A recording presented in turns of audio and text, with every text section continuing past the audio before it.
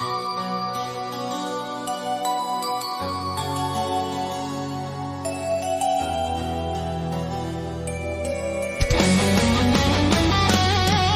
Mani Padme Hum, Mani Padme Hum. Om Mani Padme Hum, Mani Padme Hum. Om Mani. This is Mel Pine with another episode of the From the Pure Land podcast. You may have heard a new bit of introductory music today. Let me know if you like it. I thought it was time for a little variety.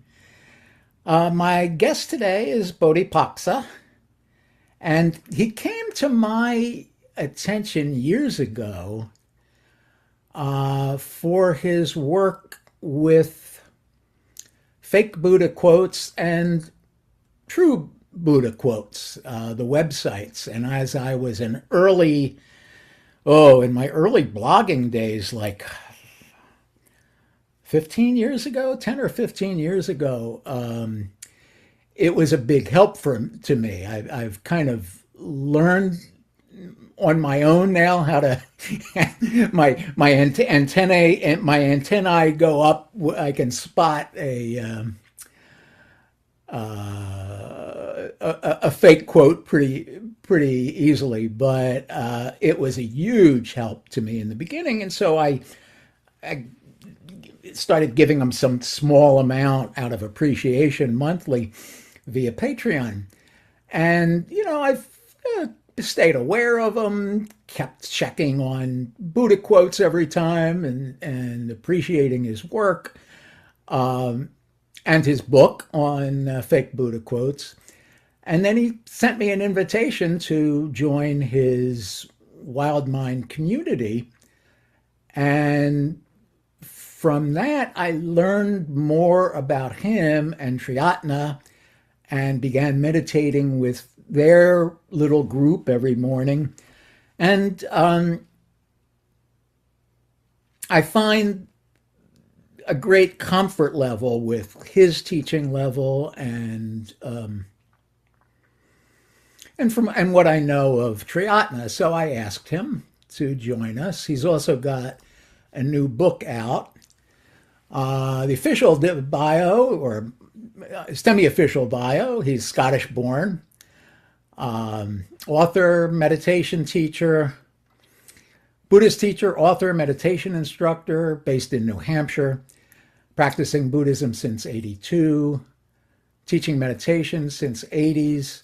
His new book, which I've just recently downloaded and which recently came out, is The Heart's Awakening, 108 steps, of course, 108 steps to a life of love. And he's got a long list of books out there. Wild Mind, a step-by-step guide to meditation, Living as a River,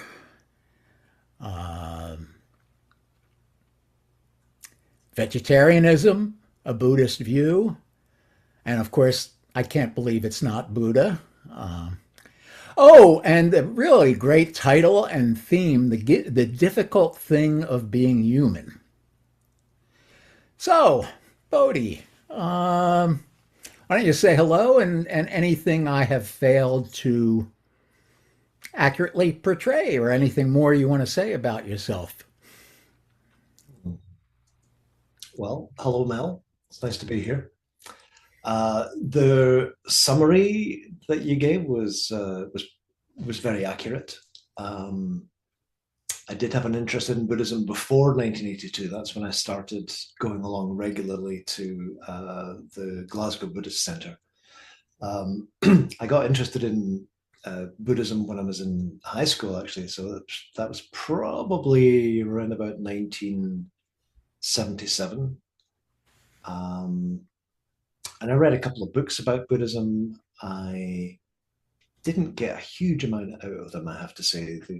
They weren't written very well. There weren't many books about Buddhism, actually, back in 1977, 1978. Our local library had one. I think it was called Teach Yourself Zen Buddhism. So it wasn't even about Buddhism as a whole, but it was specifically about Zen Buddhism, which I think is probably a more difficult entry point in some ways.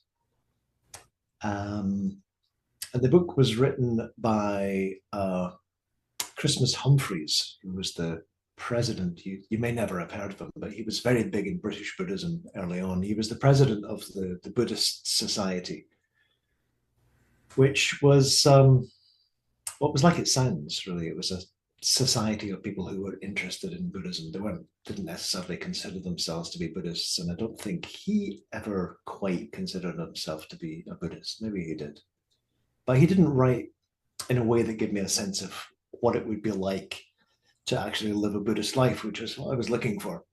I was not happy, and I was looking for a sense of meaning and structure, and I was really interested in meditation. I was very interested in learning how to meditate. If I remember correctly, he said that Westerners probably shouldn't meditate for more than a couple of minutes because our minds just can't handle it. This is very old school stuff and not particularly helpful. We inherited the non-meditative genes. Yeah, something like that.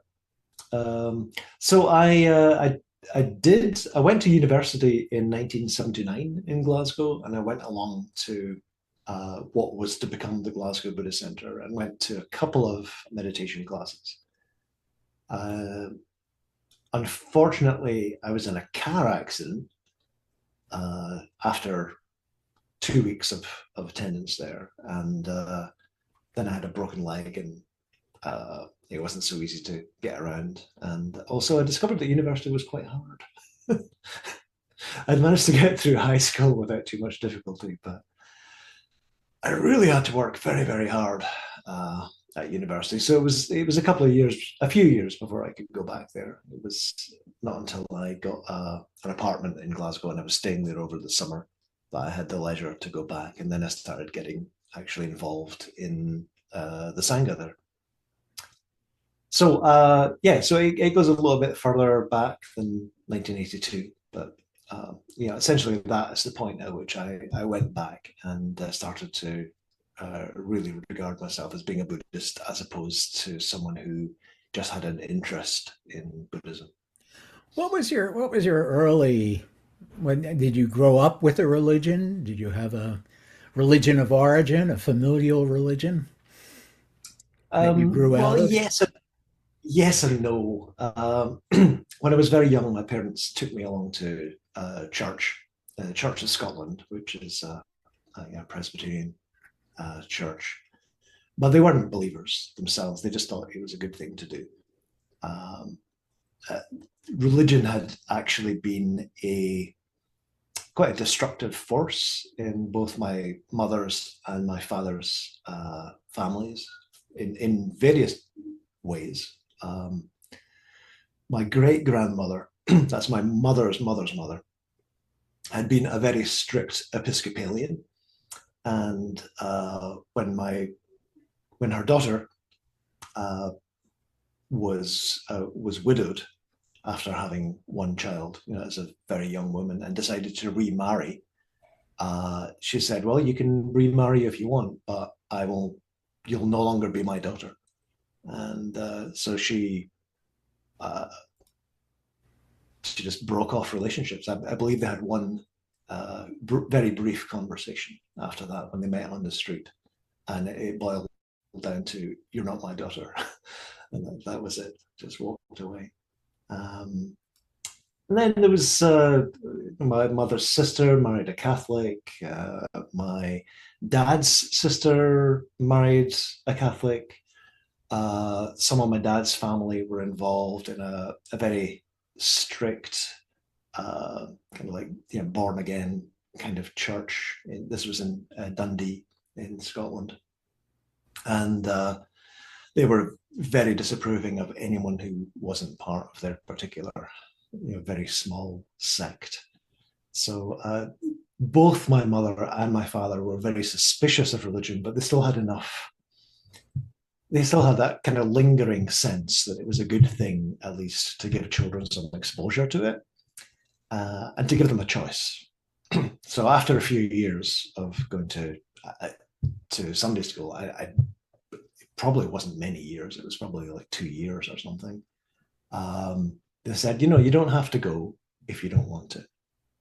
And I think out of duty, I may have gone along for like one more week and then realized it was actually much more fun on Sunday mornings to stay at home with my parents and crawl into bed with my mum, and we would read the comics and the newspapers together. And then what was it later on that was missing that led you to Buddhism? Well, I decided around about the age of 11 or so, maybe 12, that I didn't believe in God.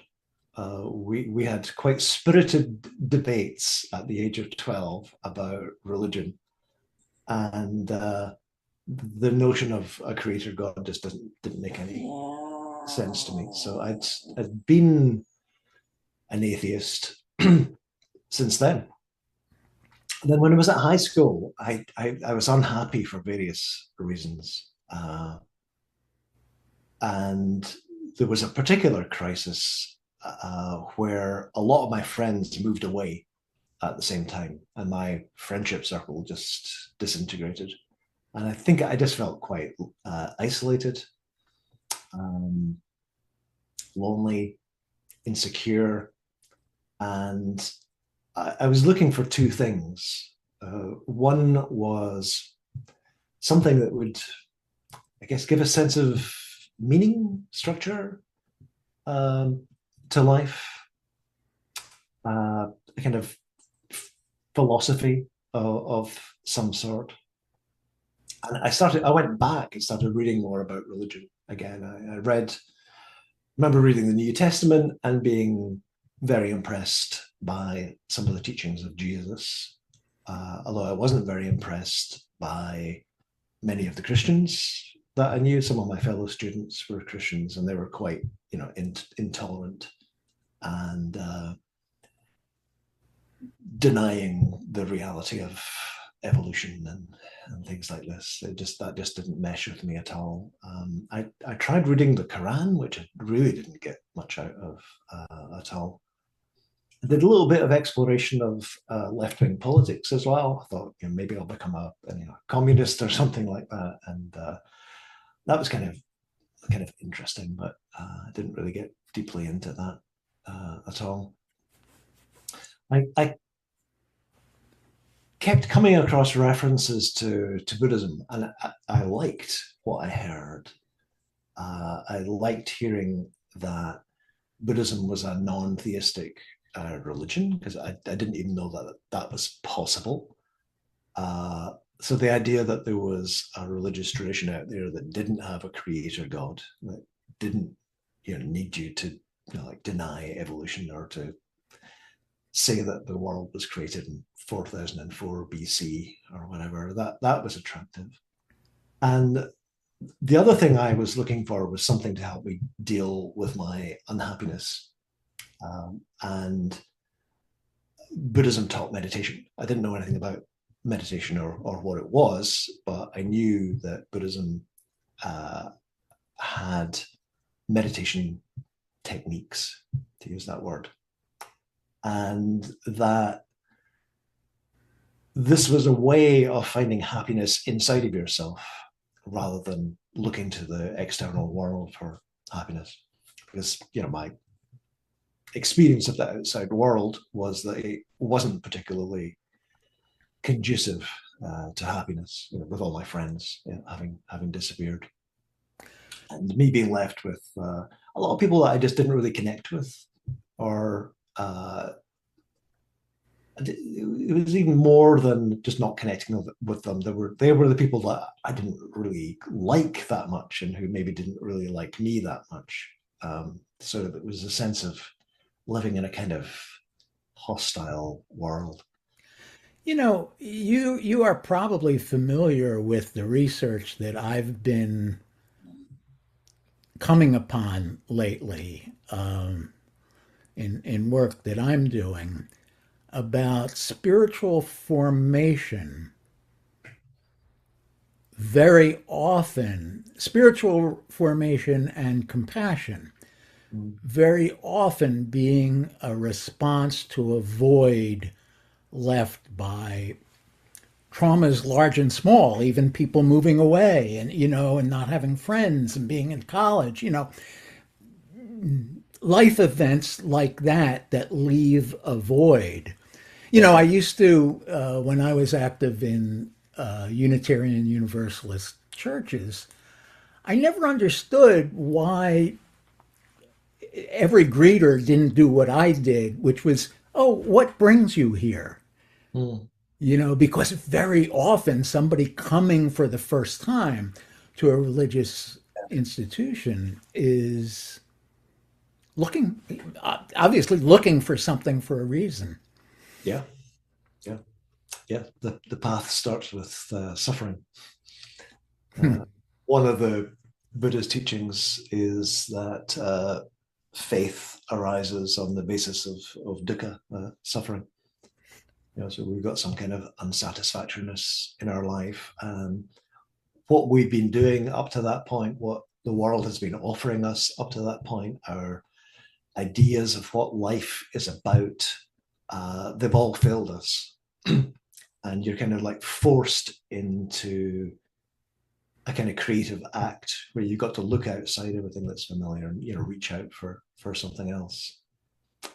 I see. I don't know if you've ever played computer games, but Not since the days of Pong and thing. And the last one I was any good at was Space Invaders, but that was many years right, ago. yeah. I managed to skip Space Invaders. I got into playing some of the Tomb Raider games. This is a long time ago. This is like 25 years ago, and you're faced with some particular problem, and you like try over and over and over again to get through this door or to jump across this chasm or something like that, and everything you do fails. But then you have this, I could do this a different way, and you try that, and maybe it works, maybe it doesn't, but eventually, you find a way through. And I see faith in Buddhist terms as being kind of akin to that. It's making a leap to see things in a new way, or to try doing things in a new way, or just even the understanding or the belief or confidence that there is a new direction that you can head in. I've been spending a fair amount of time, well, not a lot of time, but I check in on Reddit a few times a day, and I find a lot of opportunities to be a teacher, a guide to very new people who want to learn about Buddhism.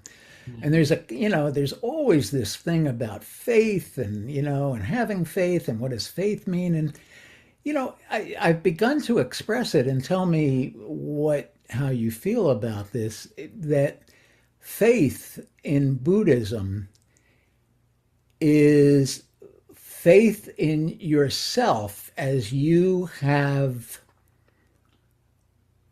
gotten deeper and deeper into Buddhism and incorporated it and tested it the way the Buddha asked us to test. Does it lead to benefit and happiness? The teachings, do they lead? And finally, trusting your own decision. Mm-hmm. So it's really an internally focused faith. It's not faith in the Dharma that's out there or the Buddha that's out there. It's faith not exactly in the Dharma or the Buddha in me, but faith in my acceptance that I'm right and this is the right place. Mm-hmm. Does that make any sense then? Yeah, and I think I'm going to disagree with you just a little bit. I mean, I think it does evolve into that. I think everything you've said is absolutely right. But I think there's an earlier stage of faith where it's a bit more inchoate than that. It's not based on experience.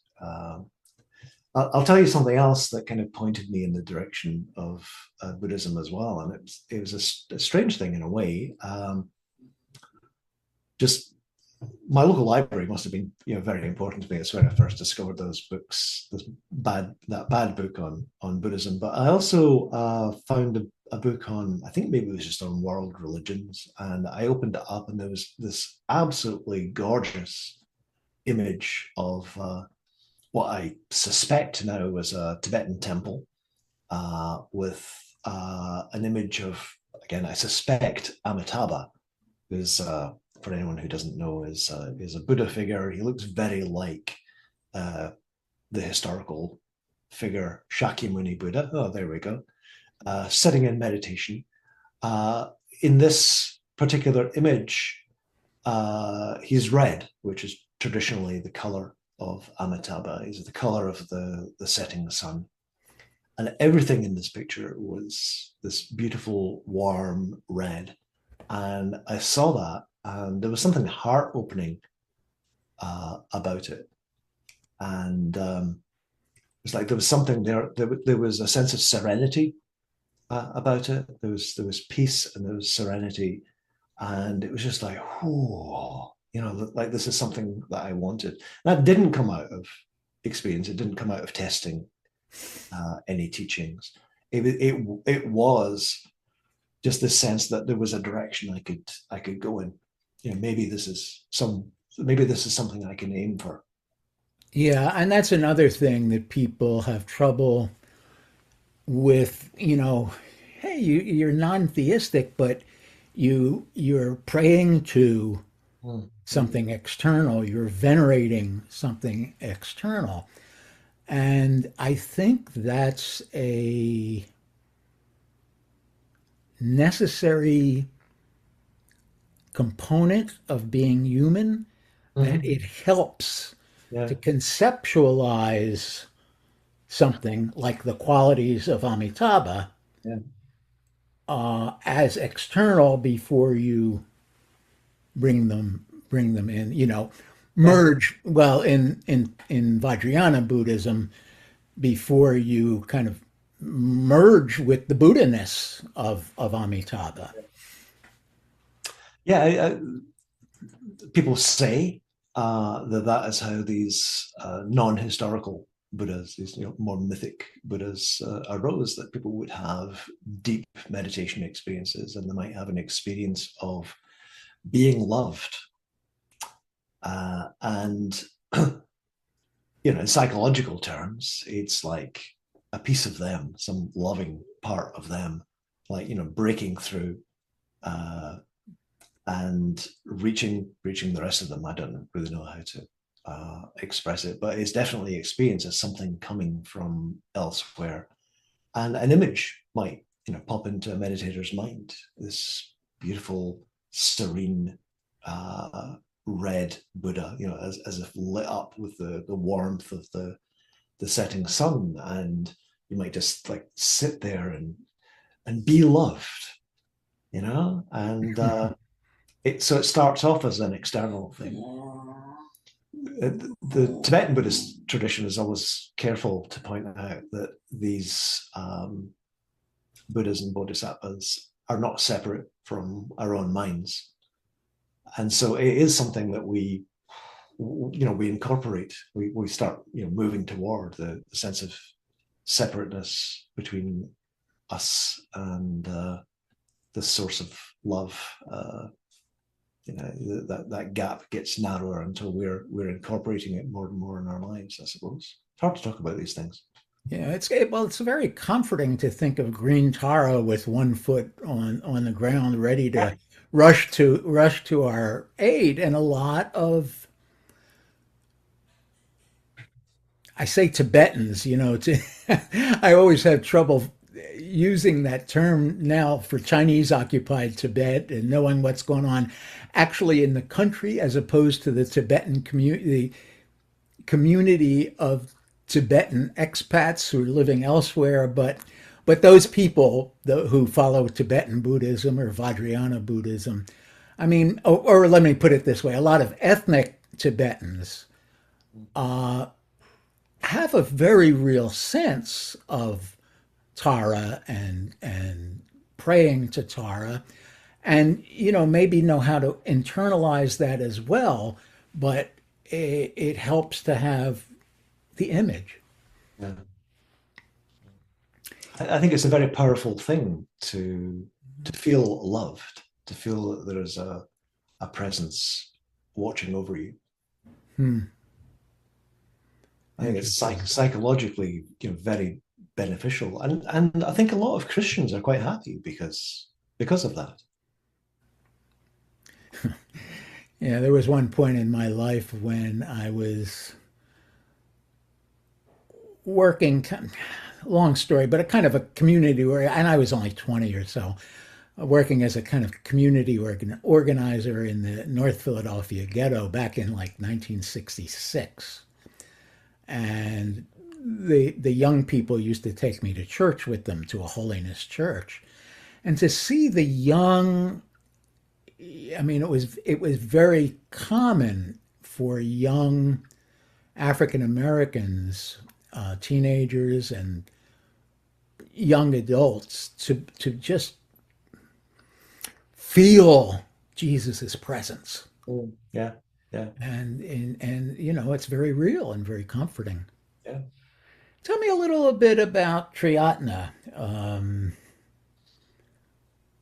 How would you describe its? Well, how would you describe it?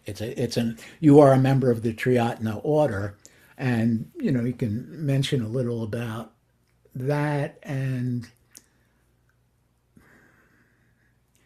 the theology, the whatever the right word is in Buddhism, the approach, the Buddhist doctrine, to use another odd word, of Triatna. Yeah. Well, I mean, to talk about what it is, I kind of need to talk about where it came from, which is it was founded by someone who was a Buddhist monk for a number of years, I think 13 years or so.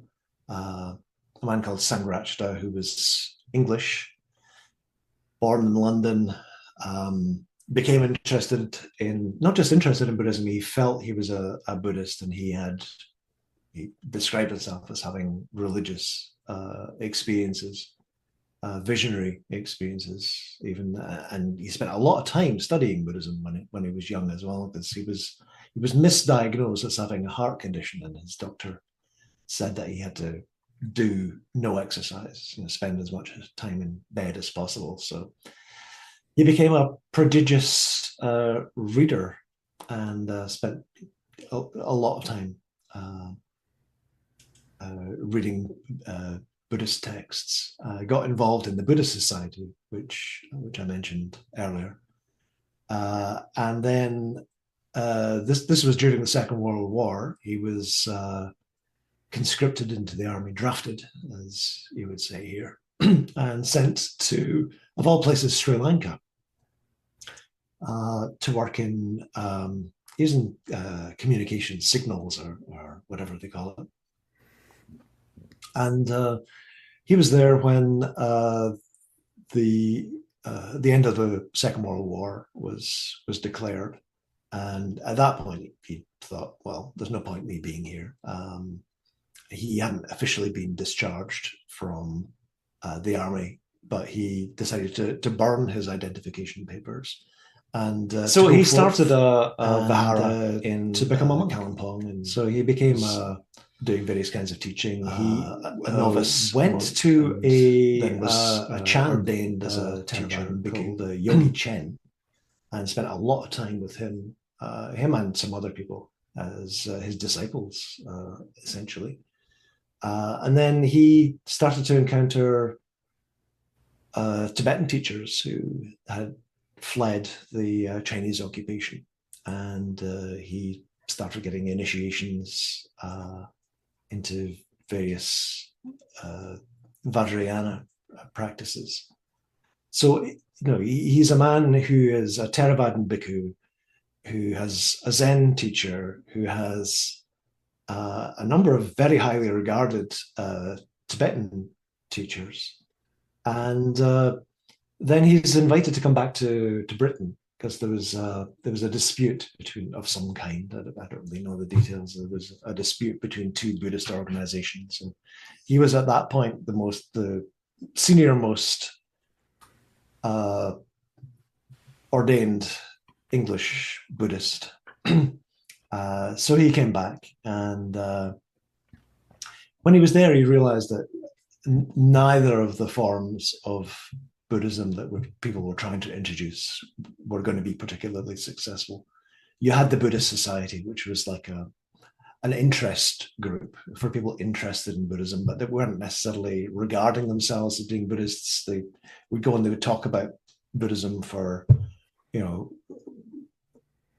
a couple of hours on a Tuesday evening or something like that, then go home to their normal lives as a stockbroker or whatever. And then you had a Buddhist Vihara that was trying to introduce Asian style monasticism, where again, if you were going to take Buddhism really seriously, you would have to become a monk, and there was no possibility of becoming a nun.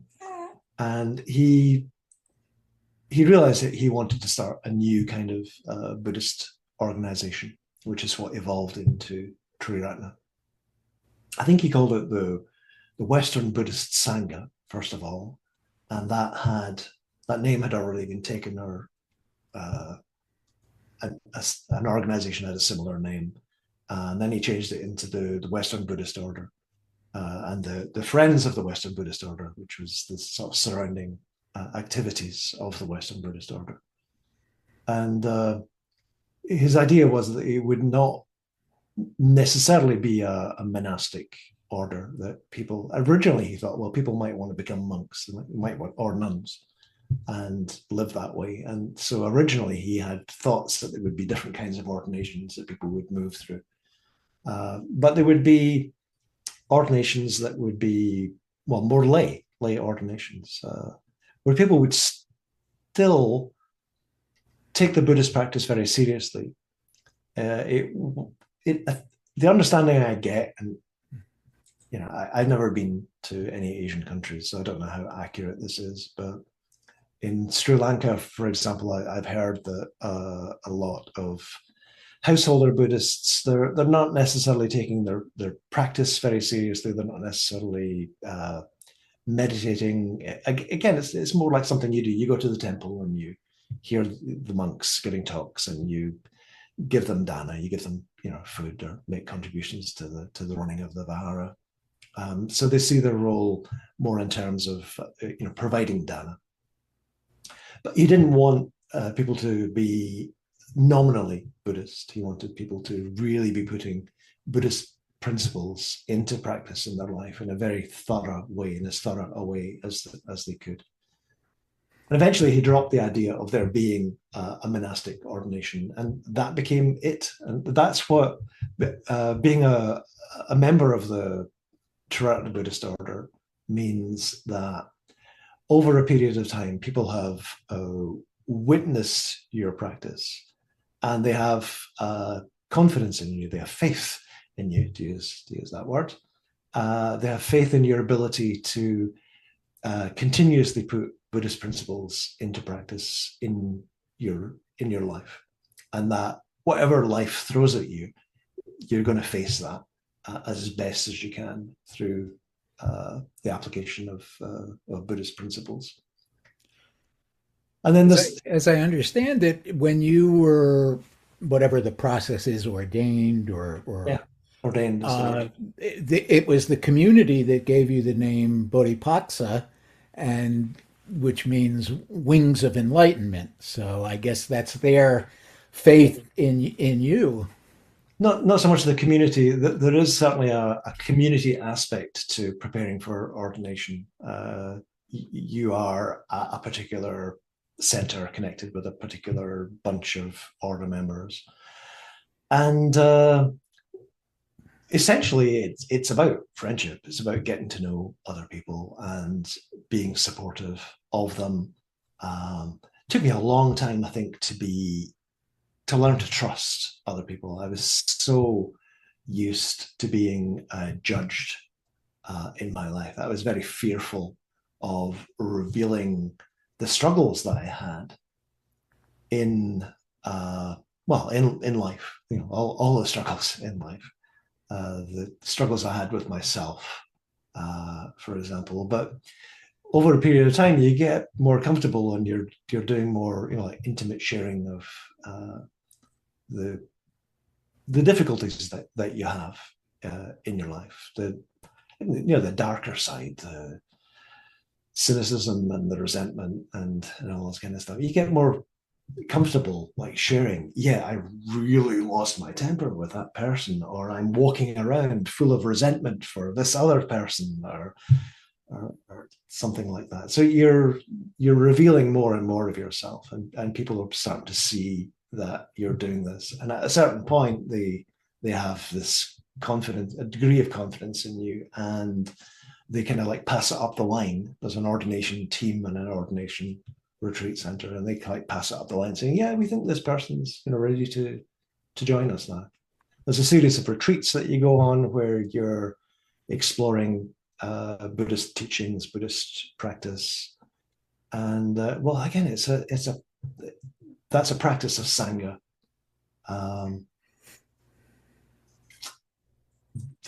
Very interesting. Sometimes the most painful thing that I did, but also the most growthful things that I did.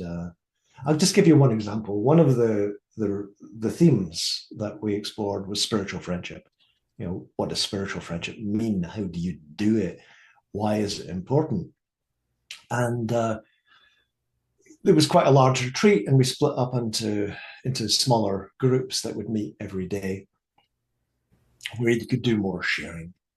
And we were asked to spend part of an evening each over a period of like 2 weeks, just sharing our experience of spiritual friendship, and to talk about its importance and maybe the challenge, its challenges in our lives. And I sat there and I was thinking, oh God, I don't have anything to say.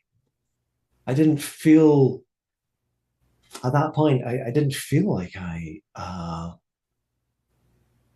really had deep connections with anybody at all. And I opened my mouth and I think I said something like that, but then I completely locked up emotionally. Not in the sense of going blank or anything like that. It was like there was just so much emotion there that I couldn't speak. I could hardly get a word out. And I realized then just how grateful I was to people who had tried to support me, people who had tried to reach out for me, out to me, people that had tried to get through this wall of reserve that I'd built up round about myself. And I'd tried to convince myself, I think, I didn't need other people and other people weren't really important to me. And they were. Oh my God. And that's what I realized at that particular moment, was just how much it meant to me that people who I think in some cases maybe didn't like me, even because I was difficult. I was a difficult person to be with. I was very critical. And maybe there was something that they liked about me, or maybe they saw some potential in me or something like that. But I think I was difficult and prickly and not easy to be with. And yet they kept reaching out to me over and over again. And I was just, I'm feeling quite moved by that now, just this enormous amount of gratitude. So, we're going on these retreats and we're doing things like that. Which was just incredibly meaningful for me, a real turning point. It was not the only one like that, but there were these turning points. And also just these, you're in it together with other people. It's not an easy thing to go off on these retreats, and you kind of, you're being watched. You're aware of that. And you're not being watched in an unkind sort of a way, mostly anyway. Um, Mostly you're being watched over by people who they want the best for you. You know, they want to see you losing your hang-ups and losing your fear and learning how to connect more with other people and losing your arrogance. I had a lot of arrogance. They want what's best for you, but you're aware that they are watching you, and they can be this very uncomfortable sense of being observed all the time. Should I be on my best behavior and all this kind of thing? So it's quite kind of it's a difficult thing to just like learn to relax into the whole thing. The retreats you're talking about, they were silent for about. No, No, they weren't silent. no. We don't tend to do a lot of silent retreats in Triratna. We do them. I have been on retreats where we're in silence, for a month or for 2 weeks or something like that.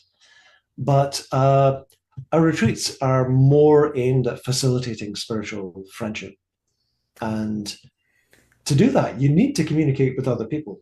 You need to have periods of silence with them as well, and periods of just sitting in meditation. But you want to get to know other people.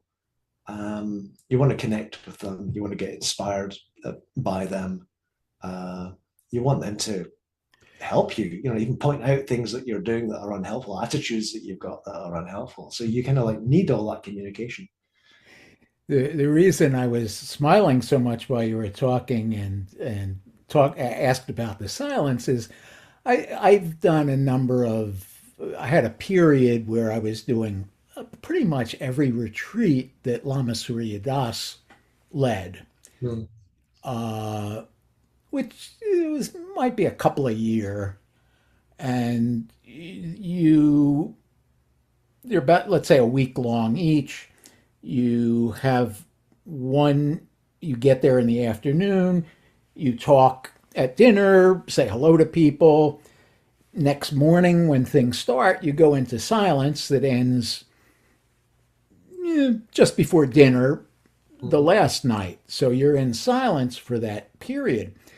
And you talk with each other just in the beginning and end. And in the end, there's a sharing circle, which is really when you've been in silence with people for a week and you can't help but judging other people and you go, oh, that's not what I thought, or wow, that person's much, you in the closing circle. But the reason I smile so much is in one closing circle, I said that I typically spend the first 2 days of silence feeling as though I'm being judged for taking two napkins in the dinner line. Yeah. And then I spend the next 2 days judging other people for taking three napkins in the dinner line. So yeah, I mean, you get to watch yourself. Yeah. So it's a different kind of thing, I guess. You're getting more actively involved in each other. I guess the difference is you're in a silent retreat. You're interacting with the teacher mostly, but Yeah. you can't help but watch yourself how Yeah. you act with others in silence.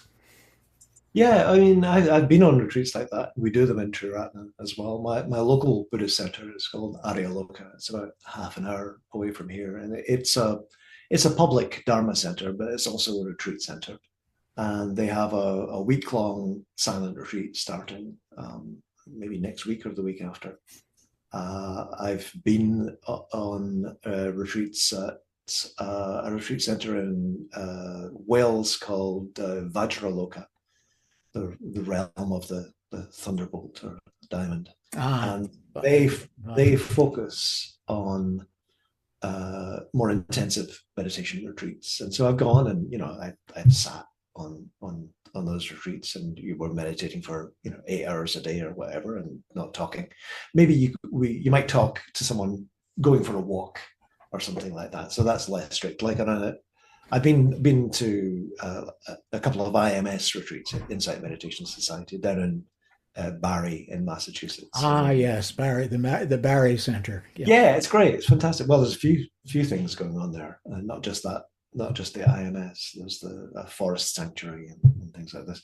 But on those kind of retreats, you go out for walks, but you don't have conversations with people on walks. You can do a retreat on loving kindness, so, week-long loving kindness retreat, but you're not supposed to make eye contact with anybody. So, I've been there, done that, and very strange. Yeah. And I remember the first retreat that I was on there was a guy who I think it was a little younger than me. This was maybe 20 years ago. So I was younger then, still could regard myself as being a young man. And there's a guy who was maybe a few years younger than me sitting in front of me. So for 10 days or so, he was just like sitting directly in front of me.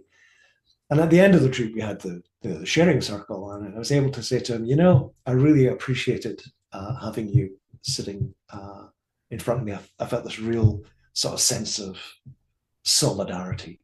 I said I felt like you were a Dharma brother sitting in front of me. And he was quite surprised because, of course, he was sitting in front of me, so he was completely unaware. Yeah, he didn't know you. Yeah, you were back there. Yeah.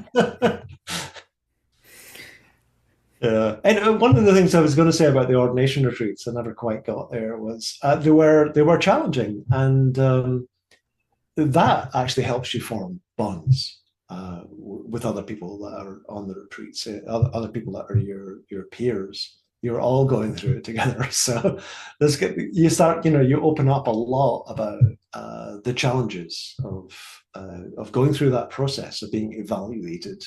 To see whether you're ready for ordination, and it really does form lifelong bonds. Mm. And if I remember correctly, was it 2006 you came to the United States or somewhere like that? 1998. Oh, earlier than that. Yeah. Yeah. I came over to do a master's degree at the University of Montana. I'd wanted to study Buddhism more academically, and I happened to bump into a professor at a conference, and he told me that he needed a teaching assistant for 2 or 3 years. So I ended up getting that position, going over, and that funded my master's degree, where I was studying Buddhism, but also studying business as well, oddly enough.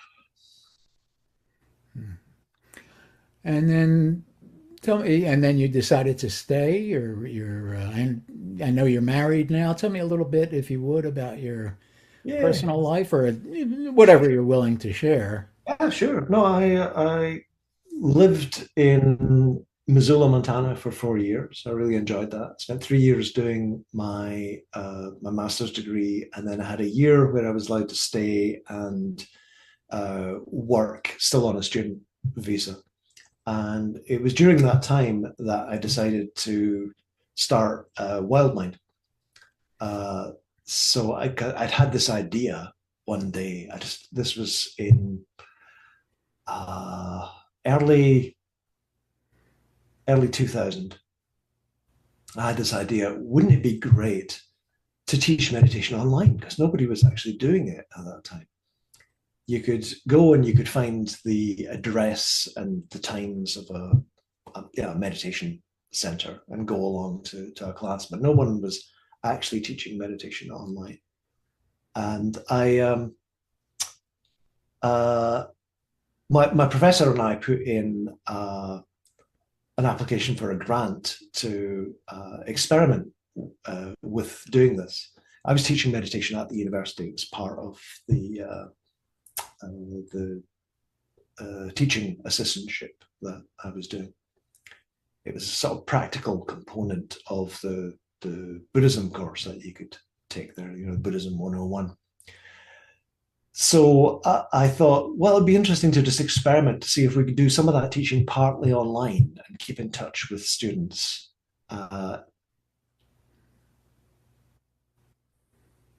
throughout the week and have them write online journals and things like this about their meditation practice.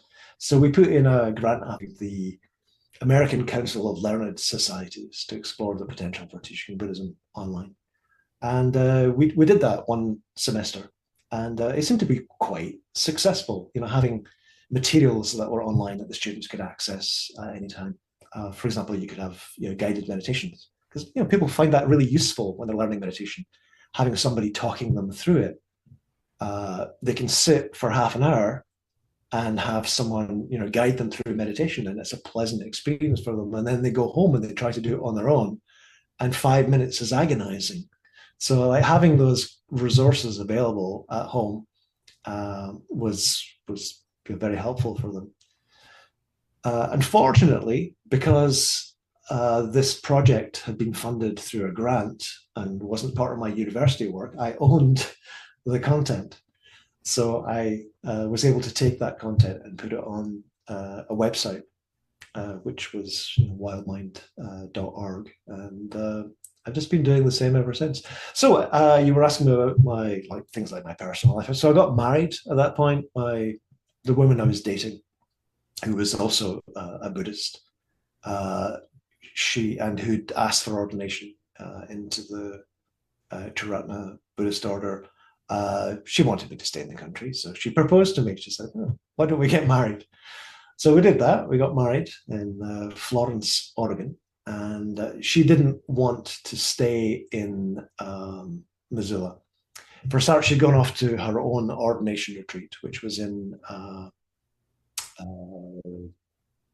Italy. And oddly enough, this was September 2001. Don't know if you remember, but there were some big events happened in September 2001. 9/11 happened while they were on retreat. She came out of her retreat and discovered that the airline that she'd flown over on no longer existed. A whole bunch of airlines went bust that particular time, had to find her own way back to the United States. Came back, discovered she didn't have a job as a teacher anymore. She'd been a high school teacher. And really didn't want to stay in Missoula. Her family were from over here, New Hampshire, Massachusetts. And so we moved over here so we could be closer to her family, who, her great aunts, great uncles, her grandfather were all at that point in their 80s and not going to be around much longer. We adopted a couple of children. That was really something that she wanted to do. I would have been quite happy just with a simple life. But I'm glad we did it. My children are wonderful people. We adopted 2 kids from Ethiopia.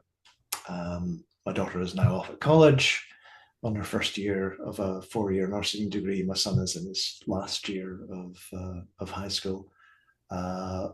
My wife decided she wanted a divorce. We went through some crises. I went through some very strong crises. I don't know how much detail you want me to go into, but it was difficult. Adopting a second child was difficult. Adopting one child brought us together. We had this little bundle of joy that we could focus on. Adopting a second child was much more difficult because we never got to see each other. I would be working or she would be working, and the other one would be looking after the children. And then at night, I would put to bed my daughter. She would put to bed. I keep saying together.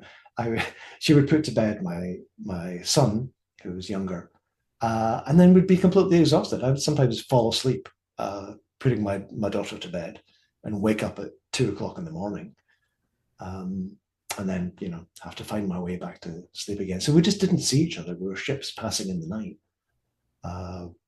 And then I had a horrendous time. I was running Wildmind as a sort of business. It was my livelihood. And I had a tax accountant who was doing my taxes, submitting my taxes. And for 2 years, she didn't submit my taxes and didn't tell me. I thought she'd submitted them, you know. And so I started getting these weird letters from the IRS coming through the mail saying you didn't pay your taxes in whatever year it was, and also in this year. And there was also some form, important form, that didn't get submitted the year before. And this was the problem with my tax accountant. She hadn't sent in this form, and then in an event to avoid it, she stopped sending in any further tax submissions. So I had the IRS chasing me we'd paid all our taxes, but we hadn't filed the paperwork. So I had the IRS chasing me for something like $35,000 in penalties, an enormous amount, unthinkable amount. And this was terrifying for my wife. It was kind of terrifying for me, but it was terrifying, especially terrifying for her. She thought we were going to lose our house and all this kind of stuff. And so she wanted to put as much distance between us as possible. So at that point, she decided she wanted a divorce. So I went through this horrible period where I had the IRS chasing after me, and I was working with other accountants to try and get them off my back, and managed to do that quite successfully. But that took years. It was years of stress and waking up in the middle of the night with my heart beating so hard, I thought I was going to die. I thought, you can't have your heart beating like this and keep living. And I had horrible nightmares. Then I got cancer as well. It wasn't particularly serious cancer, but I didn't have any health insurance when I was diagnosed with it, and had to wait for the next year for Obamacare and unfortunately, at that point, you could sign up even with a pre-existing condition. So there was a lot of stuff, went on that was very, very hard. That's when I learned how to practice self-compassion during all of that. It forced me to dig deep into everything I knew about spiritual practice so that I could support myself through these difficulties. Without diverting us, there was a period, something like you're describing, in my life, and what I learned from that was living in the present moment. Nothing, the tax man or the bill collectors, nobody can get you in this moment. Yeah. This is safe right now, right here. I finally understood what Thich Nhat Hanh was talking about, that's your island of refuge. But I didn't mean to divert you. You and your wife did reconcile and got back together? No. Oh, no? Divorced. And, I have a new partner now. We've been together for 7 or 8 years. We've adopted 3 dogs, one of whom is on my lap at the moment. This is Pippa. She was my meditation buddy, my Dhyana dog, Dharma dog. Yeah, no, you didn't. That wasn't a diversion. I mean, that was one of the important things that I learned. Just recognizing that you're safe. Because the tax stuff, it's out there. It's not happening. It's not real in a way, except when you think it is. So you're feeling like the tax people are after you. They're going to destroy you. But that's all thoughts. And if you just stop and realize, I'm safe right now, where I am right now, there is nothing wrong. You can completely forget about the whole thing. It comes back eventually. But for periods of time anyway, you can just be in the present moment and be exactly. Fine. Yeah. I think the most important thing I learned was when there is that fear there is always a part of you that is able to be compassionate toward it. And so you can offer yourself reassurance. And this kind of connects with what we were talking about earlier. I don't know if you need to wrap up or anything, but no. Connects with what we were talking about earlier when we were talking about like an external source of love, like believing that Jesus loves you, or feeling the love of Amitabha or of Green Tara. I remember I was on a retreat once where I was teaching self-compassion, and I said, you need to remember that there's always someone there that can love you and offer you support and encouragement and take care of you. And someone said, "Are you talking about Jesus?" No, you. person that can do that. Uh, and that's where my approach to self-compassion Mhm. really came from. Before we wrap up, something I've been curious about, and I never asked you before, just for listeners or watchers, we and I now see each other every morning in this little meditation group. So I've had lots of opportunities to ask, but where did the name Wild Mind come from? Um, I did some brainstorming, and I don't know why, but it kind of came up. There is a book by Gary Snyder called Wild Mind. He, of course, was a Buddhist, and I'd come up with the name separately from that. Maybe I'd heard it and I'd subconsciously remembered it. I'd thought of other alternatives like Big Sky Mind and things like that. People kept saying, "No, that's too Montana. Montana's Big Sky country." And somehow Wildline just seemed to appear. Just it resonated. Uh,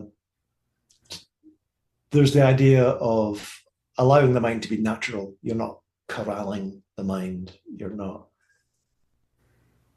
hemming it in. It's more a question of relaxing into something Ah, more spacious. yeah. The idea for the way I express it is you're not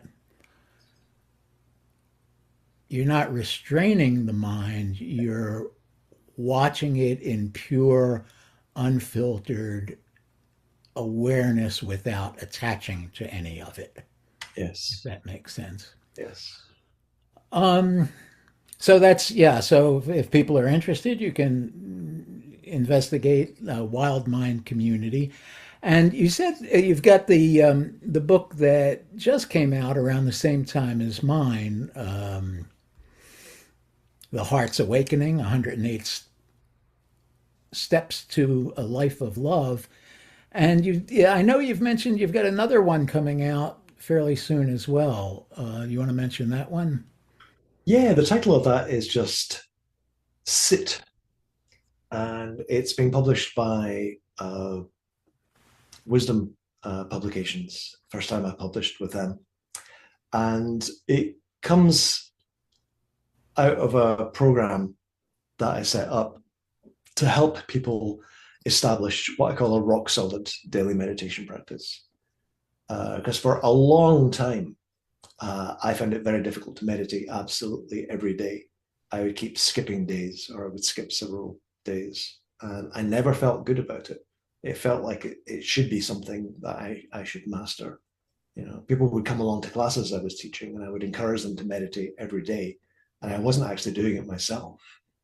And so I decided to tackle that at one point, and I managed to work out some principles that uh, helped me to get on the cushion every day. And I set that up as a course, encouraged other people to do it.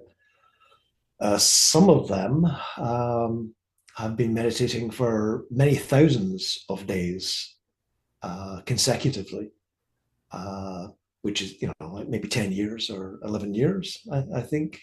Uh, some people have meditated every single day as a result of doing this program. So I submitted this idea to Wisdom Publications, and they were quite excited about it. So I think we've come to the time, unless you have anything to add, Bodhi, Good. come to the time when, if I remember to, I dedicate if there is any merit that we've gained or any wisdom that we've gained or any good that we've done in this past hour, may it go to all beings, and may all of you, may everyone out there be well and happy. Indeed. Sadhu.